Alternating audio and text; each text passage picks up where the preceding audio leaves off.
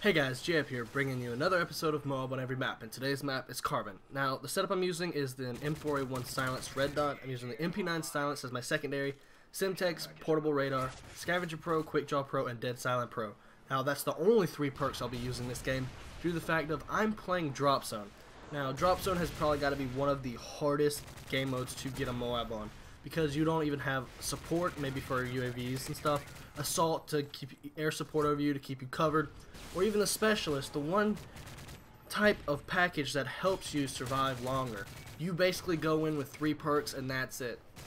Now, for those who don't know, Drop Zone is basically a game mode where it drops care packages, and it's kind of like a headquarters type thing where you have to go stay in the area, you get points, but you also get care packages, so it tries to help people understand that they need to play the objective a little bit more.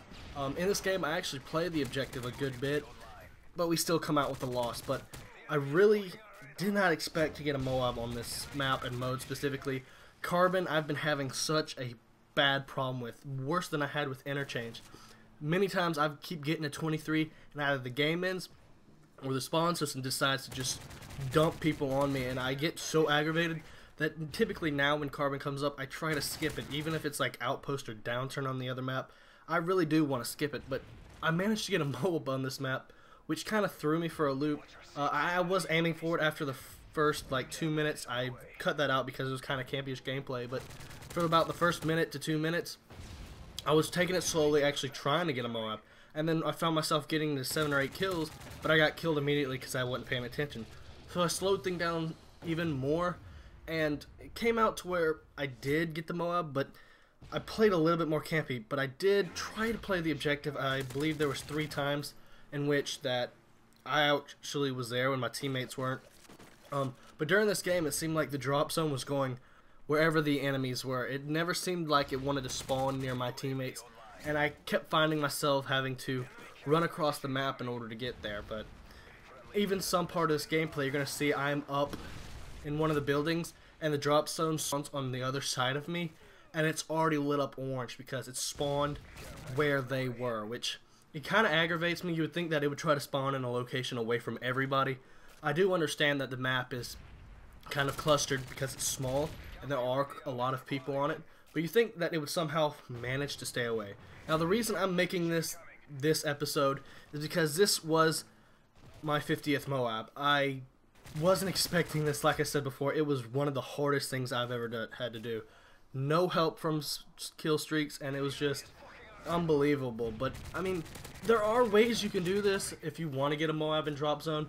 You have to play more strategically. You have to use a silenced weapon more than likely, because you typically don't want to go in with Assassin. I mean, other people do, but air support typically gets very hectic. In this game, was not as hectic as it typically is. Usually I find myself having to sometimes put on blind eye so I can at least get a chance of trying to play the game mode, because you're going to see like a couple Pavlos in the air, helicopters, all this kind of thing. But during this game, I believe we only had 1 or 2 helicopters come up, but my team was actually good about shooting them down because they took it down really fast, especially in one of the part where I was on a decent streak, and the other team apparently got a helicopter out of one of the packages and they threw it up, and I was just able to get a little into cover, but they shot it down before I even had to find that cover, which made me a bit happy. I love the fact that my teammates were actually shooting things down, but that we couldn't get the objective a little bit more was kind of saddening.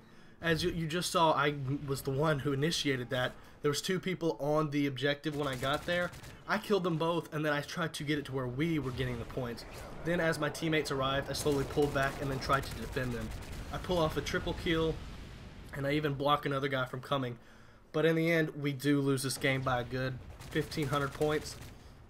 After I even launched my MOAB, I tried to get on the objective and just hide there if I could, but one of the enemy came, and I tried to pop up so I could kill him, because even if you're on the objective, if the enemy's on the objective, they're getting points while you're getting points, which you would think that if your team has more people on the objective rather than the enemy team, that only you'll be getting the points, like it takes the difference of which. But no, they were getting points. I decided to try to pop up and defend the area, and in doing so, we lost the game, and I was the final kill. But I probably could have played the objective a little bit more.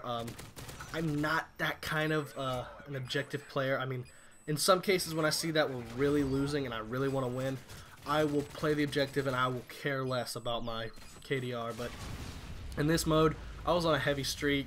I did play the objective a little bit. I could have played it more, but I did get the MOAB in the end, which an accomplishment that I think for myself, because I really wanted to see if I could do it without specialist or any other type of kill streaks, and I found that I could. The M4A1 is a great weapon, especially with a red dot and silencer. It just wipes them out at a little bit medium to long range.